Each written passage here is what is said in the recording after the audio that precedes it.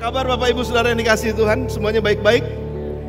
Yang diberkati Tuhan boleh katakan yes? Yes. Yang mau berkat Tuhan katakan amin. Amin. Yang mau memberkati orang lain katakan saya. Saya. Alright. Nah saudara boleh lihat kiri kanan, samping kiri kanan saudara, dan sampaikan kepada mereka kemuliaan Tuhan ada di wajahmu pagi ini. Kelihatan kamu terang banget, kelihatan kamu keren banget. Kelihatan kamu keren banget. Thank you, kelihatan kamu keren banget. Ini anak saya. Puji Tuhan, puji Tuhan. Saudara siap untuk firman Tuhan? Bapak, kami terbuka untuk firman-Mu pada pagi hari ini. Berfirman dan berbicaralah di dalam nama Tuhan Yesus. Semua energi negatif kami tolak dari ruangan ini. Yang positif ada di tengah-tengah kami. Roh Allah di tengah-tengah kami. Dan firman-Mu akan berbicara deep inside our heart. Di dalam hati kami yang paling dalam. Dalam roh kami. Dalam nama Yesus kami berdoa. Kami mengucap syukur. Dan kami berterima kasih. Dan semua yang siap sama-sama katakan amin. Sekali lagi sudah beri tepuk tangan buat teman-teman yang sudah melayani. Thank you. Semua yang sudah melayani dimanapun mereka ada, termasuk Asyir, termasuk Vale Parking, semuanya doing their good job. Silakan dulu kembali saudara yang dikasih Tuhan. Selamat datang di bulan September. Tadi Pak Yohanes sudah katakan bahwa September itu adalah bulan yang paling ceria. September adalah bulan yang terbaik di antara 12 bulan yang ada. Berbahagialah orang yang lahir di bulan September, karena mereka disebut anak-anak Allah. Puji Tuhan, senang kembali bisa bersama dengan saudara. Dan hari ini kita masuk pada tema yang baru. Seperti tadi sudah disampaikan, tema selama 2 bulan ini saya tuliskan kepada para pemimpin yang ada di gereja kita itu mengenai heart of God, atau hatinya Tuhan. Dan hatinya Tuhan itu gak jauh dari misi dan keselamatan. Makanya di dalam selama 1 bulan September ini kita akan bicara tentang misi. Kita akan menaruh hidup kita kepada misinya Tuhan. Dan membuat hidup kita available terhadap panggilannya Tuhan. Untuk melakukan apa yang Tuhan mau. Khususnya di dalam dunia kita. Lalu selama bulan Oktober nanti kita akan bicara mengenai keselamatan. Tapi in between dalam 2 bulan ini kita akan bicara mengenai misi dan keselamatan. Namun saudara, pada pagi hari ini di minggu yang pertama bulan September ini saya ingin menyampaikan kepada saudara mengenai bagaimana saya menjalani misi dan memberitakan keselamatan kepada dunia saya. Tetapi dari perspektifnya Yohanes Pembaptis. Ini menarik saudara. Karena Yohanes Pembaptis itu mengajarkan kepada orang-orang yang dia baptis. Dan itu menjadi firman Tuhan yang akan kita baca pada pagi hari ini. Apa sih yang menghambat kamu untuk bisa melakukan misinya Tuhan dan membawa keselamatan Tuhan bagi dunianya? Apa yang akan menghambat kamu? Dan kita mau sama-sama baca Lukas pasal yang ketiga. Ayat 3 sampai dengan ayat ke-14. Dan saya mau saudara siap-siap untuk ayat-ayat ini. Dan saya mau juga saudara bisa siapkan Alkitab saudara dan catatan-catatan saudara. Saya mau supaya kita semua menjadi bukan cuma sekedar pendengar, tetapi kita juga menjadi penulis firman dan sekaligus pelaku firman dan sekaligus bersaksi tentang firman. Oke? Yohanes pasal yang ketiga ayat yang ke-3 sampai dengan ayat yang ke-14. Saya akan bacakan buat saudara. Ada di atas sana. Tapi saudara, saya berharap saudara bisa tuliskan poin-poin ini, penting banget. Maka datanglah Yohanes ke seluruh daerah Yordan dan menyerukan, bertobatlah dan berilah dirimu dibaptis dan Allah akan mengampuni dosamu. Seperti ada tertulis dalam kitab nubuat Yesaya. Ada suara yang berseru-seru di padang gurun. Persiapkanlah jalan untuk Tuhan. Luruskanlah jalan baginya. Setiap lembah akan ditimbun. Setiap gunung dan bukit akan menjadi rata. Yang berliku-liku akan diluruskan. Yang berlekuk-lekuk akan diratakan. Dan ini akibatnya saudara. Akibatnya adalah ini. Kalau semua jalan yang berlekuk diratakan. Kalau semua lembah diratakan. Ada lagunya, jangan lelah bekerja di ladang Tuhan. Ratakan tanah bergelombang. Timbunlah tanah yang berlubang. Menjadi siap dibangun katanya. Nah, ini akibat dari mempersiapkan jalan Tuhan, membuat jalan bagi Tuhan, ini akan mempersiapkan supaya semua orang akan melihat keselamatan yang dari Tuhan. Jadi rupanya keselamatan dari Tuhan itu gak datang dengan sendirinya. Keselamatan dari Tuhan itu harus dipersiapkan jalannya.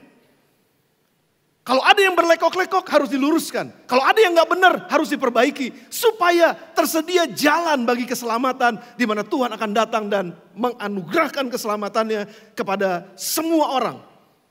Ayat yang ke-7, lalu ia berkata kepada orang banyak yang datang kepadanya untuk dibaptis, katanya, hai kamu, saya nggak nunjuk ke situ. Hai kamu, keturunan ular beludak, katanya. Siapakah yang mengatakan kepada kamu melarikan diri dari murka yang akan datang.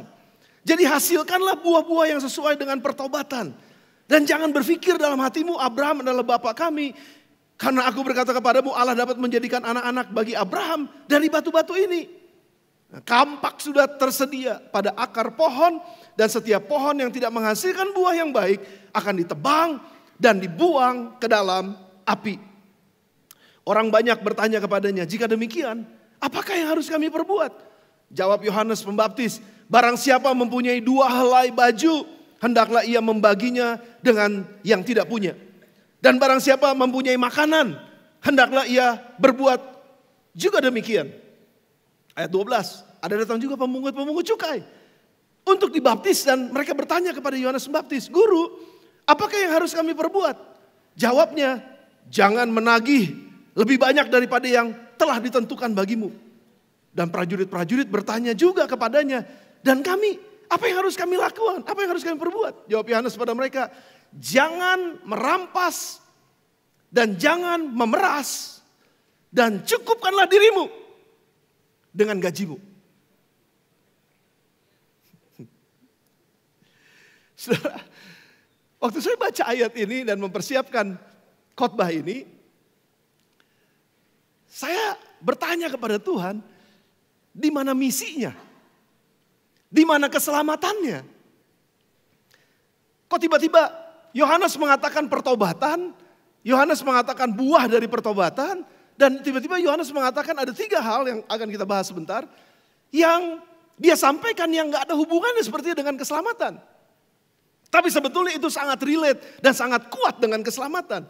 Dan sangat kuat untuk mempersiapkan jalan bagi Tuhan untuk menganugerahkan keselamatannya. Nah, saudara, yang pertama kalau kita lihat di sana, Yohanes bicara mengenai pertobatan, baptisan dan pengampunan dosa. Jadi kalau kamu mau diampuni dosamu, kamu harus bertobat, memberi dirimu dibaptis. Berapa banyak di antara saudara yang sudah dibaptis? Boleh angkat tangan saudara sebentar ya, saya mau lihat. Yang sudah dibaptis, oke, mayoritas sudah dibaptis. Yang belum dibaptis, dalam waktu dekat akan ada baptisan air lagi, saudara harus mendaftarkan diri untuk dibaptiskan. Jadi yang pertama saudara, pertobatan, baptisan dan pengampunan dosa. Ini penting banget. Lalu dikatakan oleh Yohanes Pembaptis, ini adalah nubuatan bahwa kita harus persiapkan jalan bagi Tuhan. Saudara, menurut saudara mempersiapkan jalan, bikin jalan butuh biaya gak?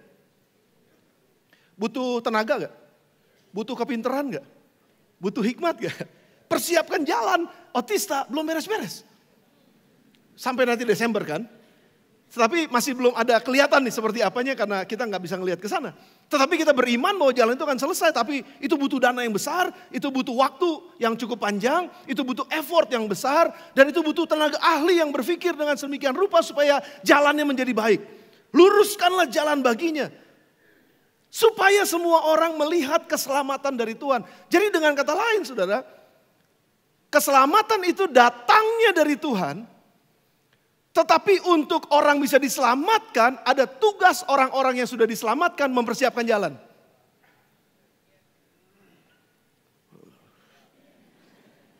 Masih terlalu pagi kah saudara untuk ini? Keselamatan gak bisa didapat dari manapun, bukan karena perbuatan baik, tadi lagu itu udah katakan. Bukan karena usaha kita, bukan karena kepandaian kita. Tapi keselamatan itu karena Tuhan yang berkorban buat kita. Yesus mati di atas kayu salib. Dia katakan sudah selesai, dan barang siapa yang percaya kepada dia tidak binasa melainkan beroleh hidup yang kekal. Itu adalah keselamatan yang kita nggak bisa bayar, kita nggak bisa beli, kita nggak bisa lakukan apapun supaya kita bisa selamatkan. Tapi Yesus mati di atas kayu salib, dia bayar harganya, mahal harganya sehingga kita bisa diselamatkan. Yang tadinya kita harusnya neraka saudara, tapi kita bisa masuk surga. Boleh kita tepuk tangan buat Tuhan kita? Yes, Tuhan Yesus sudah lakukan itu. Namun sekarang pertanyaan yang kedua adalah begini. Bagaimana mungkin orang yang belum percaya kepada Yesus bisa melihat jalan keselamatan dalam Yesus?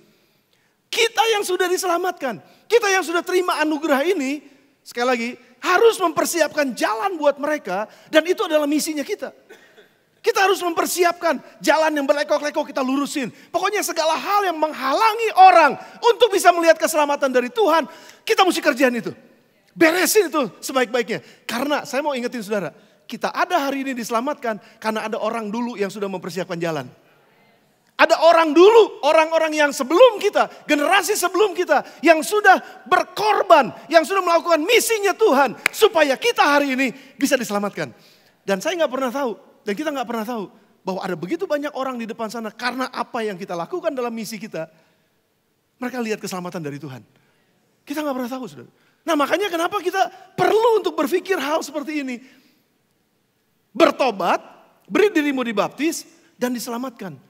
Jadi kalau ada di antara kita yang pada pagi hari ini belum terima Yesus sebagai Tuhan dan Juru Selamat, saudara, ini adalah kesempatan yang baik, saudara. Terima dia sebagai Tuhan saudara, dan saudara mulai masuk hidup di dalam rencananya. Dan waktu kita hidup dalam rencananya, kita mulai hidup dalam misinya. Oke, saudara sampai sini aman? Rupanya keselamatan juga saudara. Yohanes bilang gini, itu bukan karena baptisan. Keselamatan itu bukan karena baptisan. Jadi baptisan air, saudara bisa dibaptis ratusan kali. Saudara lagi berenang di mana aja, baptis aja sendiri. Dalam nama Bapa, Putra, Roh Kudus, keluar lagi gitu. Silakan baptis diri saudara sendiri. Sebanyak-banyaknya, tapi baptisan tidak pernah menyelamatkan. Dengar, ini pengajaran solid buat saudara. Jangan menganggap bahwa baptisan itu bisa menyelamatkan. Kenapa? Waktu ada banyak orang mau dibaptis, kan kita harusnya kan kalau gereja ya, ada banyak orang yang dibaptis, kan kita tepuk tangan dong. Yeay, banyak yang dibaptis, ya puji Tuhan. Yohanes mah enggak. Begitu banyak orang yang mau dibaptis, bilang, ular beludak. Boro-boro mau dibaptis, gue disebut ular beludak, gue gak jadi. Benar apa enggak saudara? Jadi kenapa Yohanes bilang begitu? Karena banyak dalam pikiran orang, kalau saya dibaptis saja, saya selamat.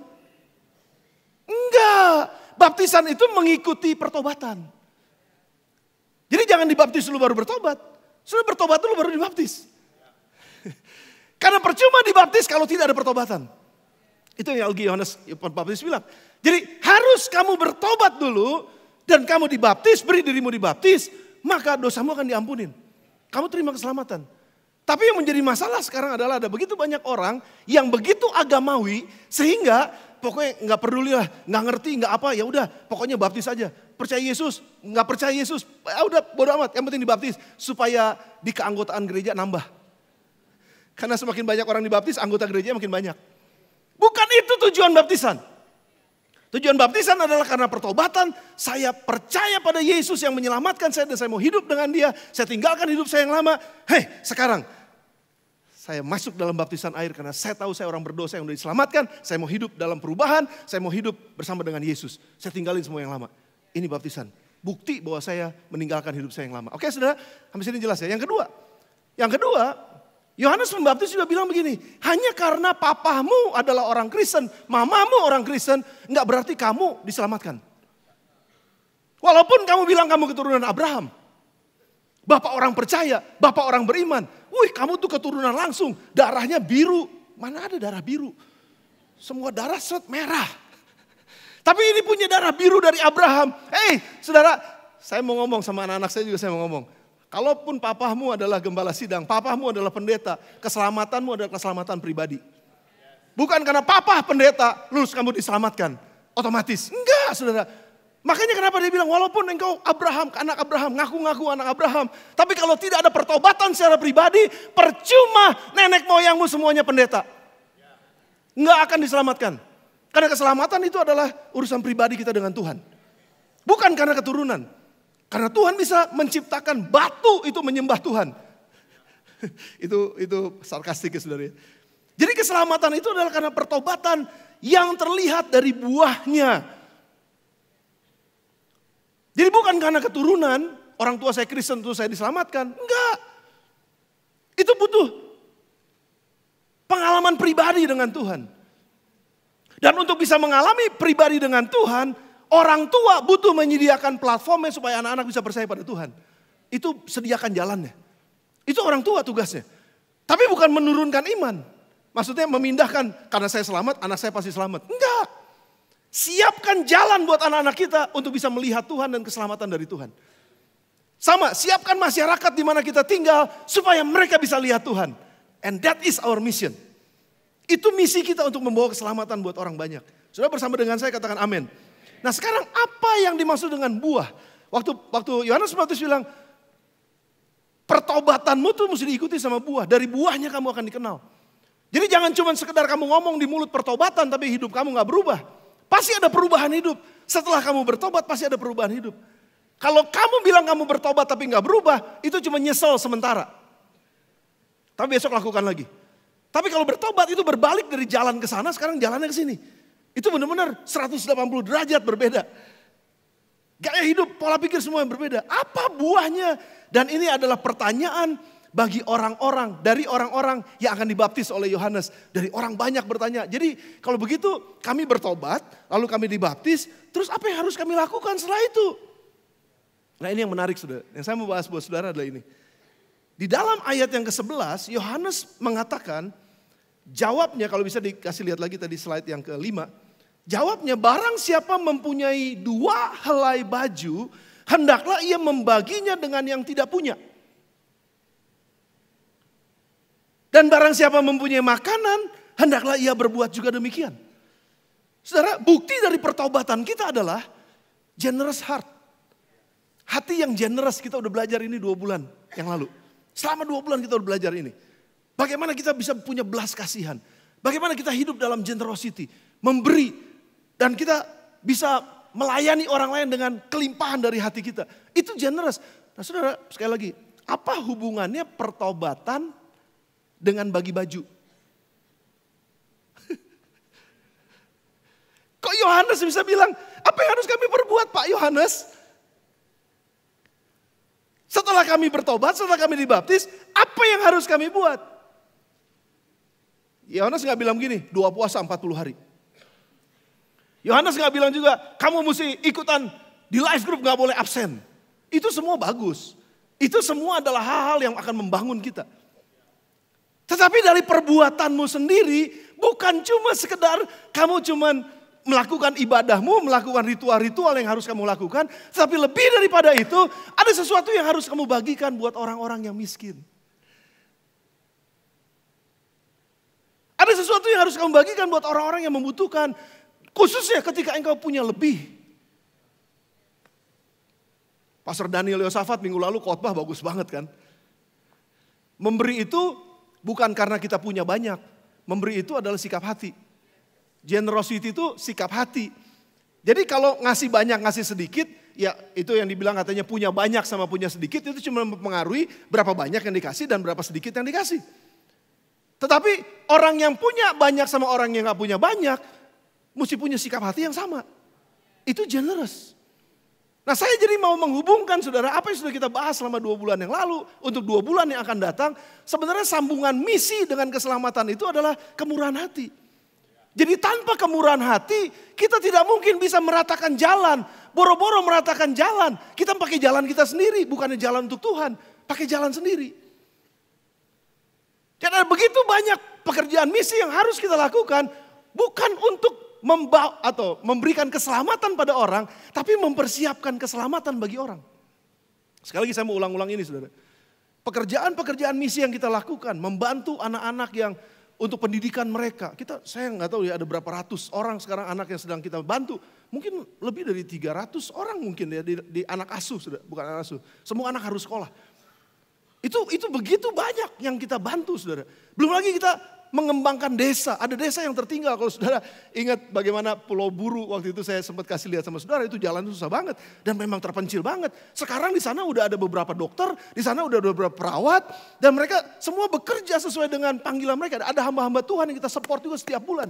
Kalau saya nggak salah itu ada sekitar 9 atau 10 hamba Tuhan. Yang kita support setiap bulan saudara. Supaya mereka tetap ada di sana dan mereka melayani di sana. Saudara, itu bukan supaya berpikir gini, dengan uang kita, dengan pekerjaan misi kita, orang-orang itu diselamatkan. Mikirnya bukan begitu. Justru dengan apa yang kita lakukan, apa yang kita investasikan dalam pekerjaan misi kita, itu membukakan jalan bagi Tuhan untuk turun di sana. Karena keselamatan itu bukan dari uang, keselamatan itu dari Tuhan. Jadi jangan sudah berpikir bahwa kalau saya kasih uang, saya selamat gitu. Atau kalau saya kasih uang, orang-orang itu selamat. Bukan itu. Justru waktu saya tanam uang saya, waktu saya invest untuk pekerjaan misi, di situ jalan terbuka untuk orang bisa lihat Tuhan. Dan kita doakan supaya mereka bertemu dengan Tuhan. Tapi tetap perlu ada harga yang harus kita bayar untuk itu. Sudah bersama dengan saya? Jadi generosity sambungannya adalah dengan misi, itu ada di sana. Nggak mungkin kita bisa menyediakan jalan buat Tuhan supaya orang diselamatkan kalau kita pelit. Kalau kita nggak mau bantu orang lain untuk bisa melihat Tuhan. Dan salah satu bantu orang lain untuk bisa melihat Tuhan, membuka perjalanan buat orang lain untuk bisa bertemu dengan Tuhan secara pribadi, itu dengan apa? Dengan uang yang kita berikan. Sekali lagi saudara, saya nggak takut ngomong uang di GSI Bethlehem, karena saudara tahu saya bukan mata duitan. Saudara tahu saya juga nggak hidup seperti apa gitu ya saudara. Dan saudara tahu kehidupan kami. Tapi maksud saya begini, saudara ngerti bahwa kita semua dipanggil termasuk saya, kami semua hamba-hamba Tuhan, kita dipanggil untuk menyediakan jalan bagi Tuhan untuk menyatakan keselamatannya di satu tempat. Dan untuk itulah kita lakukan misi kita. Dan misi sekali lagi membutuhkan uang. Misi itu membutuhkan dana yang besar. Dan kalau saya bicara mengenai dana yang besar, itu bukan berarti supaya gereja kita jadi tambah besar. Bukan, supaya jalan semakin besar terbuka buat orang untuk diselamatkan. Melalui apa yang kita lakukan di gereja kita. Sudah bersama dengan saya? Coba tepok tangan sebelahnya. Bilang begini, ayo lakukan misi. Yes. Jadi sekali lagi saudara, yang pertama waktu orang-orang katakan apa yang harus kami perbuat supaya kami melihat keselamatan itu. Jawabnya, barang siapa punya 2 helai baju, hendaklah ia membagi dengan yang tidak punya. Barang siapa mempunyai makanan, hendaklah ia berbuat juga demikian. Lalu datang lagi saudara, ayat yang ke-12, pemungut cukai. Kita tahu pemungut cukai, ini orang-orang yang suka, maafkan saya nih ya, bukannya bea cukai itu tukang nyatut, enggak. Saudara yang bekerja di bea cukai, saudara bekerja di tempat yang terhormat. Saudara bekerja di kantor pajak, saudara bekerja di tempat yang terhormat. Bekerjalah dengan sungguh-sungguh. Karena memang kita perlu pajak. Negara kita ini perlu pajak. Siapa yang gak bayar pajak? Apa yang harus kami perbuat, kata pemungut cukai. Lalu dia bilang gini, jangan nagih lebih banyak daripada yang telah ditentukan bagimu. Buat pekerja pajak di kantor pajak, tolong dengar ini. Jangan ngambil lebih daripada yang seharusnya udah ditarifkan. Hanya untuk jadi kaya. Sebenarnya ini berlaku juga buat kita semua. Kalau kita dipercayakan keuangan, setia dalam perkara yang kecil. Oke, saya nggak mau bahas ini lebih dalam ya saudara. Tapi intinya adalah heran. Yang pertama Yohanes kalau bilang, kalau kamu mau lihat jalan keselamatan, yang satu generous, hati. Yang kedua, kalau kamu melihat jalan keselamatan, setia dengan keuangan. Hati-hati gunakan keuangan. Jadi rupanya uang itu dekat banget sama keselamatan. Kok saudara lihat saya gitu sih? Kok kayaknya gak percaya gitu sih? Kalau gak percaya tanya Yohanes Pembaptis. Kenapa dia bilang begitu? Saya mau buktikan pada saudara, Alkitab itu sangat-sangat menjawab apa yang menjadi pertanyaan kita pagi ini. Prajurit datang sama Yohanes Pembaptis. Dan kami juga, apa yang harus kami lakukan? Kami prajurit, kami gak nyatut, kami gak ngebohong, tapi kami menjaga keamanan, kami prajurit. Lalu apa yang Yohanes bilang? Jangan merampas karena kamu punya kekuasaan. Hanya karena kamu punya kewenangan gitu, untuk jaga keamanan, jangan peres orang untuk menjaga keamanan. Jangan peres orang, cukupkan dirimu dengan gajimu.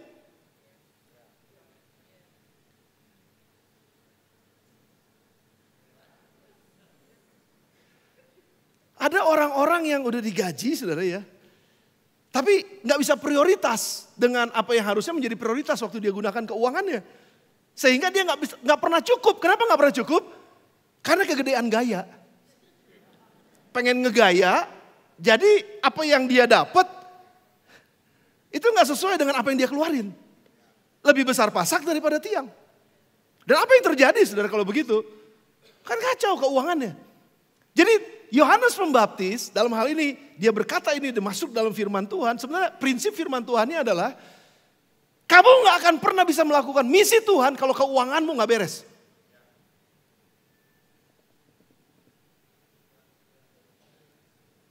Oke, saudara kayaknya ini apa sih? Saya mau tanya aja, siapa yang mau punya uang banyak angkat tangan? Jangan pura-pura, jujur. Yang mau punya uang banyak, angkat tangan. Yang mau punya uang banyak, angkat tangan. Ini, siapa yang gak mau punya uang banyak, angkat tangan. Ini banyak yang gak ngerti bahasa Indonesia nih kayaknya. Mau punya uang gak mau sedikit juga gak mau, jadi maunya apa? Cuma saya gini, ini kan wajar ya saudara ya. Ini wajar banget, tapi intinya adalah begini, bukan masalah banyak atau sedikitnya uang. Tapi pertanyaannya bisa ngatur uang itu atau enggak? Karena ini saudara yang menjadi bahayanya adalah di sini nih. Untuk mengerti isi hatinya Tuhan, tentang misi dan keselamatan dari Tuhan, itu sangat ditentukan dengan bagaimana hati kita bersikap kepada uang.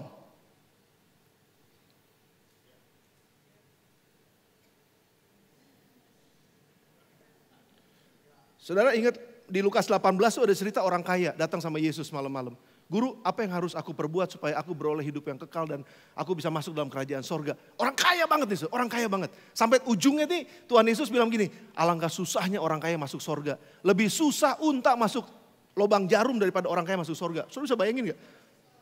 Terbalik ya? Apa? Saya ngomongnya apa? Lebih susah onta masuk ke lubang jarum. Memang onta masuk lubang jarum susah gak? Ya susah kan? Gak mau kalah lagi.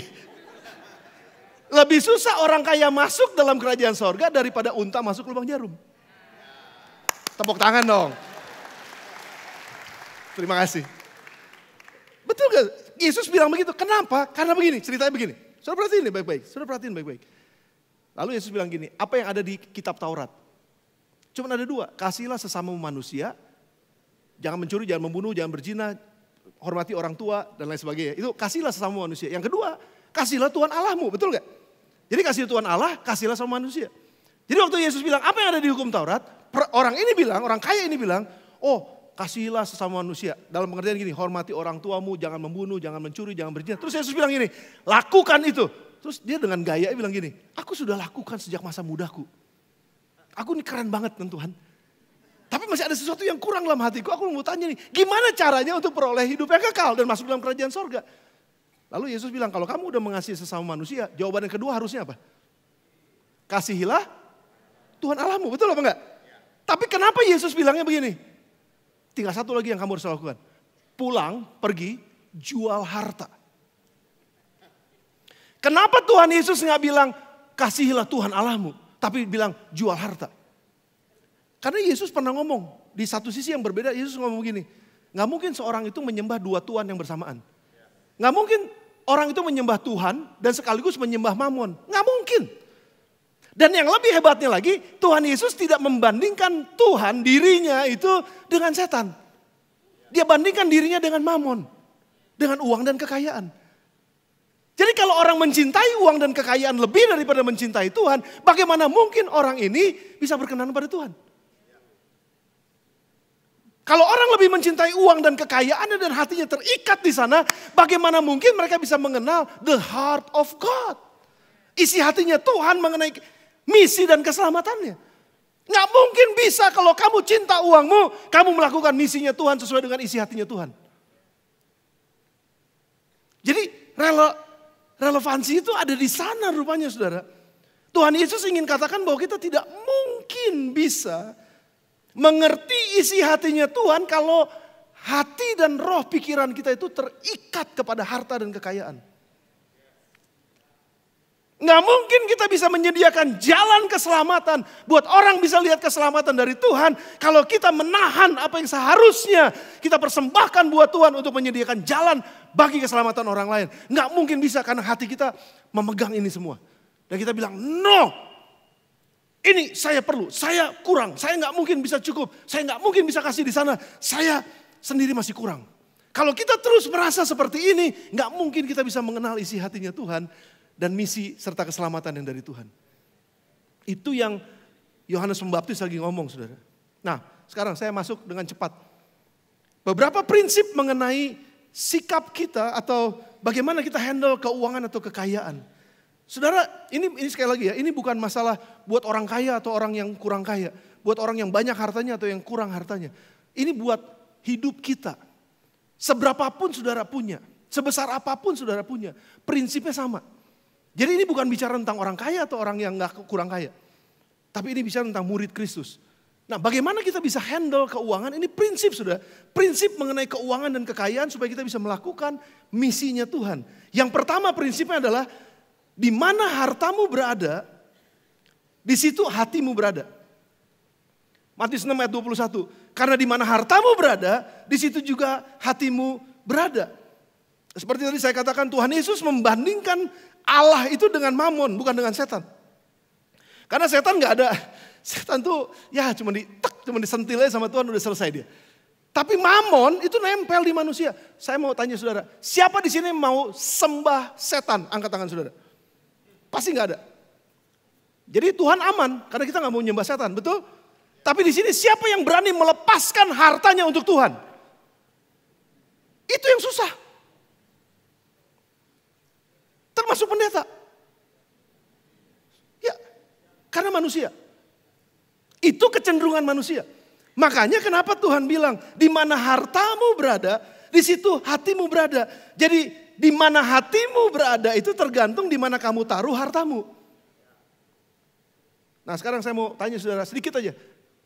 Dari keuangan yang saudara punya, yang saudara budgetkan dalam 1 bulan, berapa banyak uang itu saudara investasikan di satu tempat? Di mana tempatnya? Coba saudara hitung. Nanti cepat ya, saudara hitung pulang di rumah. Saudara hitung pengeluaran saudara banyaknya itu ada di mana? Jangan-jangan ada di Netflix. Ada Disney Channel, ada Netflix, ada apa. Segala macam yang tentang saya mau nonton, saya mau banyak. Wah itu spendnya banyak banget tuh. Saudara lihat di mana uang saudara tanam. Saya mau bilang sama saudara gini, disitulah hati saudara. Halo?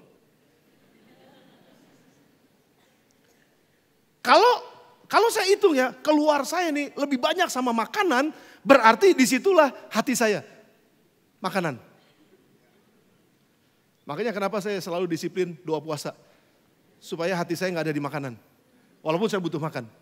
Tapi jangan sampai saya terikat sama hal-hal yang daging atau makanan itu. Bukan berarti gak boleh makan. Sekali lagi, nikmati makanan.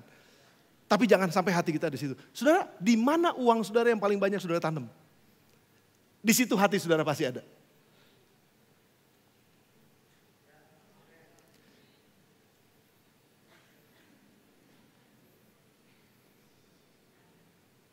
Saya lagi mencoba membaca hati saudara. Di mana hati saudara berada hari ini? Di mana harta saudara ada? Tapi begini saudara, kalau Tuhan bilang di mana hartamu berada, di situ hatimu berada. Kok kita nggak pernah tanya seperti yang Yesus juga bilang begini dalam kitab Yohanes pasal 14. Supaya di mana aku berada, di situ kamu berada. Sudah pernah baca ayat itu? Di mana aku berada, supaya di mana aku berada, di situ kamu berada. Di rumah Bapakku banyak tempat tinggal. Dan aku pergi ke situ untuk menyediakan tempat bagimu. Ayat ini bukan cuma ada di sinar kasih. Ayat ini sebenarnya buat kita sehari-hari. Di rumah Bapakku banyak tempat tinggal. Dan aku pergi ke sana menyediakan tempat bagimu supaya di mana aku berada, di situ pun kamu berada. Dengan kata lain saya lagi mau counterfeit bahwa jangan di mana harta kita berada saja hati kita berada, tetapi di mana Tuhan ada di situ hati kita. Jadi dengan kata lain, kita harus jadikan harta uang kita itu pembantu kita. Jangan jadi Tuhan kita. Tapi jadikanlah Tuhan kita, harta kita yang sesungguhnya. Makanya kumpulkanlah hartamu di sorga. Di bumi ngengat dan karat akan merusaknya. Bukan berarti gak boleh punya harta di bumi. Ini pembahasan sendiri sebenarnya. Tapi kumpulkanlah hartamu di sorga. Artinya apa? Hatinya saya tuh ada di sana. Kenapa? Karena harta saya ada di sana. Maksudnya di sana tuh bukannya nabung rumah terus nanti maafkan saya. Ada rumah-rumahan terus dibakar supaya dikirim ke sana gitu. Mobil-mobilan dibakar dikirim ke sana gitu. Bukan itu ya, bukan itu. Itu beda artinya. Tapi semua yang kita investasikan dalam dunia ini, itu hati kita tertujunya ini buat menyediakan jalan bagi Tuhan. Supaya ada banyak orang diselamatkan karena hatinya Tuhan keselamatan buat orang-orang. Di mana hartamu berada, saudara? Di situ hatimu berada. Makanya kenapa Yohanes bilang, kalau kamu punya 2 baju, berikan pada yang tidak punya. Miliki belas kasihan buat orang yang lemah dan kekurangan. Cukupkan dirimu dengan gajimu. Prioritaskan sesuatu. Karena kebutuhan gak akan pernah tercukupi. Kemauan, keinginan gak akan pernah tercukupi.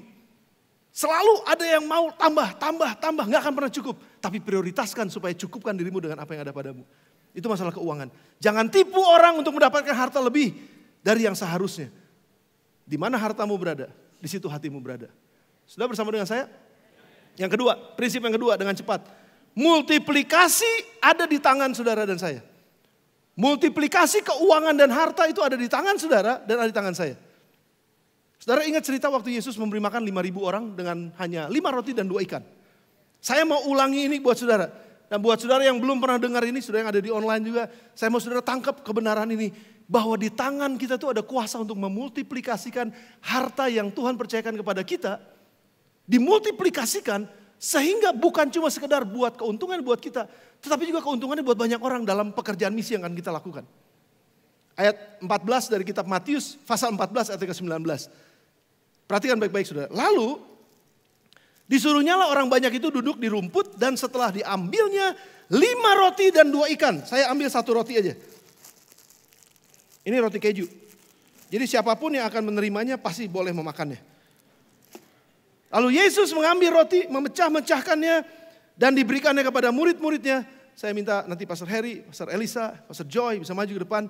Murid-muridnya dan memberikannya kepada murid-muridnya, lalu murid di bawah aja nggak apa-apa supaya nggak terlalu naiknya terlalu lama nanti. Murid-muridnya membagi-bagikannya kepada orang banyak. Saya Yesus, saya mengucap syukur buat 5 roti dan 2 ikan, lalu dibagi-bagikan kepada muridnya setelah dipecah-pecahkannya. 1, 2, 3. Sudah perhatikan baik-baik, Yesus mengucap syukur, roti dibagikan kepada murid-muridnya untuk dibagikan kepada 5.000 orang. Sekarang, siapa yang takut? Murid-muridnya takut. Yesus mau tenang aja, dia mau diangkat aja. Sok bagiin. Bener gak? Jangan dibagiin loh. Oke. Tahan lu sebentar, tahan dulu. Sudah dengar, lihat saya.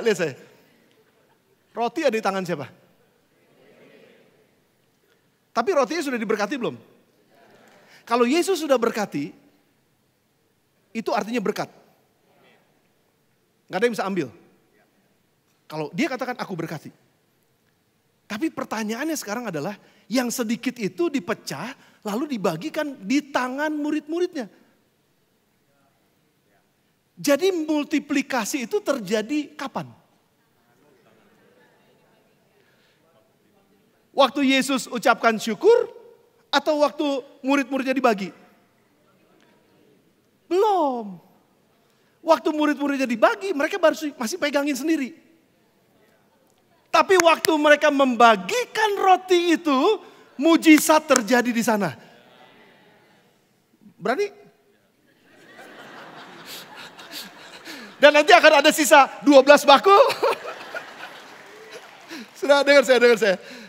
Itu buat kalian makan, silakan. Thank you Joy, thank you Sa, thank you Her. Saudara, saya tahu bahwa tidak akan terjadi mujizat itu hari ini di sini. Tetapi prinsipnya apa saudara? Mujizat itu terjadi bukan di tangan Yesus. Mujizat itu terjadi di tangan murid. Tapi mujizat itu mulai terjadi ketika murid mulai bagikan. Bukan waktu mereka tahan buat diri mereka sendiri. Sudah ngerti maksudnya? Di tangan saudara itu ada kuasa multiplikasi. Tapi menjadi masalah kita gak percaya. Mana mungkin sedikit Tuhan, yang saya punya cuma sedikit. Bagaimana mungkin ini bisa memenuhi pekerjaan misi Tuhan yang begitu besar? Pertanyaannya adalah percaya atau enggak? Kalau Tuhan Yesus sudah berkati, semua yang kita punya hari ini adalah berkat Tuhan. Dan kalau dia sudah berkati ada di tangan kita, mau gak kita tahan itu untuk kita sendiri? Boleh, ada orang yang bilang mau saya buat saya sendiri. Ya terserah gak apa-apa, tapi gak pernah terjadi multiplikasi. Tapi begitu kita katakan Tuhan pakai ini. Saya tahu murid-muridnya itu deg-degan. Ini orang Israel lapar nih. Dan kita kalau deal sama orang lapar susah. Apalagi kalau sampai mereka gak kebagian.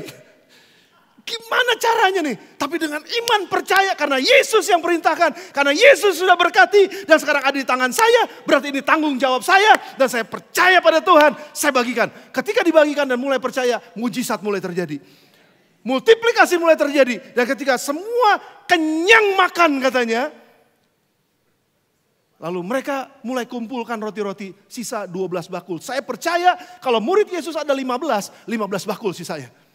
Tapi kenapa Yesus pilihnya cuma 12? Ya udah cuma 12 bakul sisanya. Karena setiap orang yang berani melakukan firman Tuhan dan membagikan berkat yang Tuhan percayakan di tangannya. Mereka gak akan pernah dibiarkan kekurangan oleh Tuhan. Ada sisa 12 bakul yang mereka bisa bawa masing-masing ke rumah mereka. Amin saudara. Ada sisa 12 bakul masing-masing muridnya satu bakul. Jadi waktu muridnya bagi begini, gak mungkin cukup nih. Ntar bagian gua mana ya? Waktu mereka mikir seperti itu mereka takut mereka akan tahan sendiri. Tapi walaupun mereka belum lihat tapi mereka percaya berkat Tuhan ini pasti akan terjadi. Waktu mereka mulai bagikan sisa 12 bakul terjadi. Itu prinsip yang pertama mengenai keuangan. Prinsip yang kedua mengenai keuangan. Prinsip pertama di mana hartamu berada, di situ hatimu berada. Prinsip yang kedua, multiplikasi ada di tanganmu. Ada di tangan saya. Tergantung saya mau percaya atau enggak. Yang ketiga, saya akan selesai dengan yang keempat saudara. Dikit lagi. Yang ketiga, ada roti untuk dimakan, ada benih untuk ditabur. Ayat ini sudah berkali-kali berminggu-minggu selama 2 bulan kita dengar. Dan saya mau tunjukkan buat saudara. 2 Korintus 9 ayat yang 10. Iya Tuhan yang menyediakan benih bagi penabur dan roti untuk dimakan. Ia juga yang menyediakan benih bagi kamu dan melipat gandakannya. Dan menumbuhkan buah-buah kebenaranmu. Bus jatuh. Saya semangat banget saudara. Karena hanya di GSI Bethlehem yang bisa khotbah sambil makan jeruk. Saya mau tunjukkan pada saudara. Ini cuma 1 jeruk ya. Ini cuma 1 jeruk. Sis, ini ada bijinya gak? Ada ya? Oke.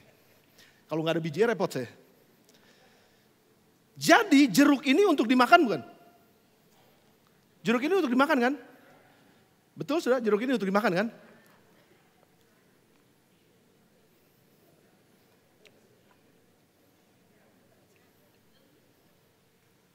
Boleh disorot gak?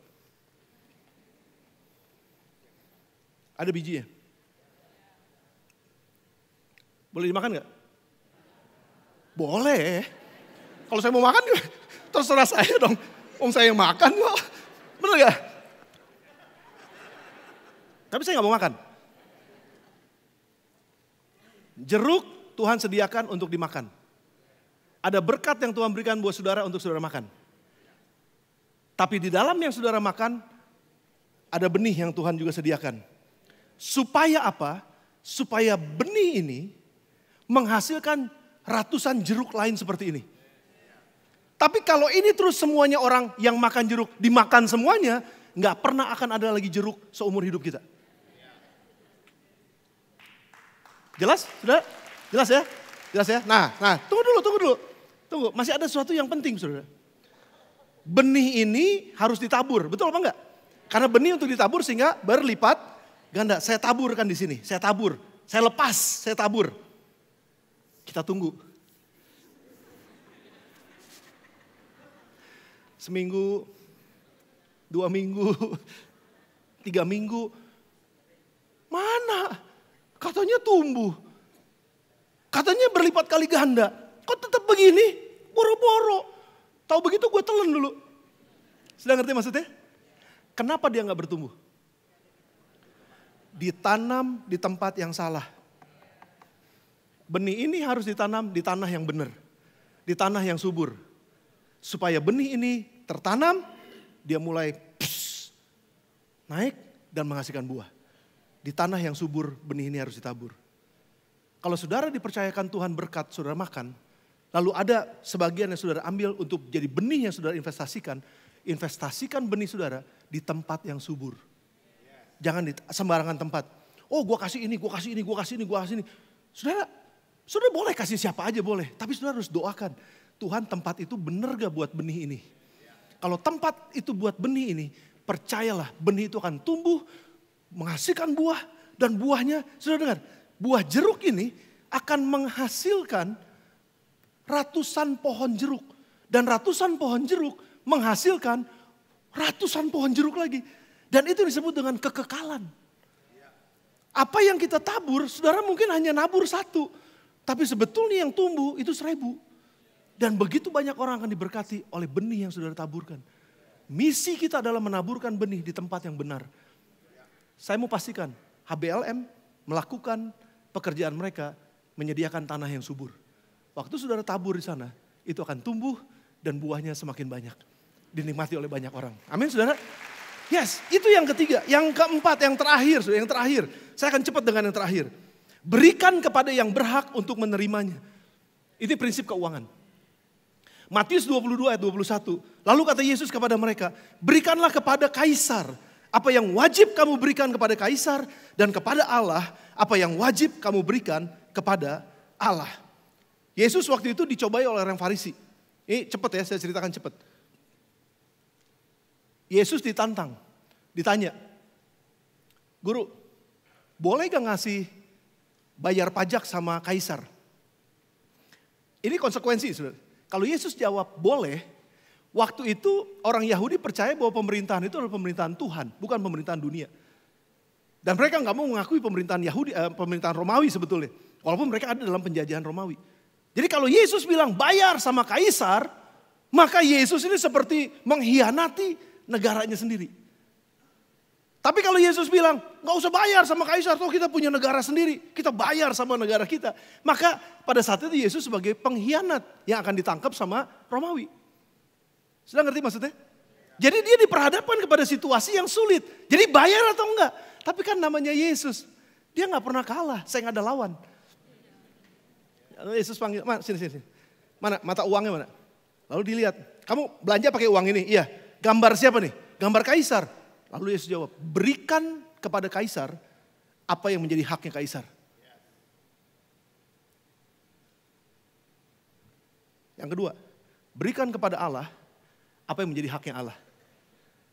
Yesus lagi jawab, satu sisi pemerintahan kaisar dia aman, satu sisi pemerintahan Allah dia aman. Tapi lebih dalam daripada itu, ini menjawab semua pertanyaan-pertanyaan yang ada di TikTok, yang ada di mana-mana mengenai boleh apa enggak ngasih perpuluhan. Jadi gimana? Perpuluhanmu udah gak perlu, itu perjanjian lama. Terserah.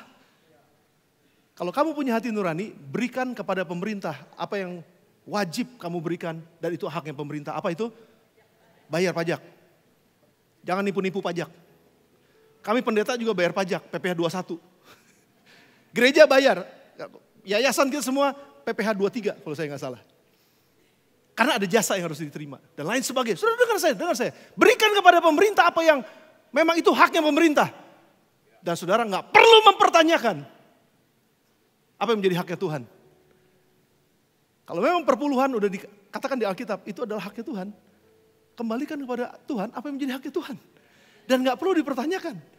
Tapi kalaupun sudah mau tanya, hanya sekedar mau tahu kenapa seperti itu, silakan kita belajar. Tapi kalau saudara bertanya untuk sesuatu yang sebetulnya saudara nggak mau ngasih, urusannya saudara sama Tuhan. Tapi saya nggak sama sekali, betul. Siapa di sini yang pernah ditagih perpuluhannya? Siapa di sini yang pernah ditagih kasih kolekte? Gereja kita nggak pernah nagih apa-apa. Termasuk seat of faith, nggak pernah ditagih kan? Tapi kalau saudara mau tahu laporan keuangan kita, silakan datang ke kantor gereja. Karena kita terbuka, tapi nggak dibuka buat umum. Siapa aja yang mau lihat. Tapi kalau pertanyaan juga, terus kalau lihat, kalau udah tahu mau ngapain? Maksud saya begini saudara, ada banyak orang kepo, hanya cuma sekedar karena gue gak suka nih. Kenapa sih gue mesti diminta-minta, kenapa sih gue mesti begini-begini. Saudara, ini bukan masalah minta-minta, ini masalah generosity dalam hati kita. Waktu Tuhan bilang begini, waktu Yohanes Pembaptis bilang gini, buah pertobatan itu adalah ketika kamu punya baju 2, kamu kasih sama yang lain 1. Kamu punya makanan lebih, kamu berbagi sama yang lain. Jangan ambil hak orang lain. Apa yang menjadi hak Tuhan, kembalikan pada Tuhan. Apa yang menjadi hak pemerintah, kembalikan pada pemerintah. Apa yang menjadi haknya orang tua, kasih sama orang tua. Apa yang menjadi haknya istri, kasih sama istri. Di mana hartamu berada, di situ hatimu berada. Hati saya ada sama Epi. Itu absolutely nggak bisa disangkal. Kenapa? Saya nggak punya apa-apa, dia yang punya semua. Atas nama dia, atas nama dia, atas nama dia, atas nama dia. Semua atas nama dia. Jadi saya nggak punya apa-apa. Cuma saya tahu bahwa itu harta saya kasih sama dia. Pegang sama dia. Hati saya aman di tangannya. Nah, saudara dapat sesuatu? Jadi misi sama keuangan, misi dengan keselamatan itu sangat dekat. Keselamatan dengan keuangan juga sangat dekat. Bagaimana kita kelola keuangan kita, bagaimana kita bersikap terhadap keuangan kita. Gereja kita mengelola keuangan dan lain sebagainya. By the way, pengumuman buat saudara bahwa gereja kita ini diaudit setiap tahun. Auditnya audit KAP. Dan kita selalu kedapatan wajar tanpa pengecualian. Rapi, sistemnya semua udah dibuat. Karena kita mau bertanggung jawab dengan keuangan. Barang siapa setia dalam perkara yang kecil, dia akan dipercayakan perkara yang lebih besar. Tapi perkara yang lebih besarnya bukan supaya jadi semakin kaya, bukan. Supaya semakin besar jalan yang disediakan untuk keselamatan orang lain. Dan itu adalah misi kita.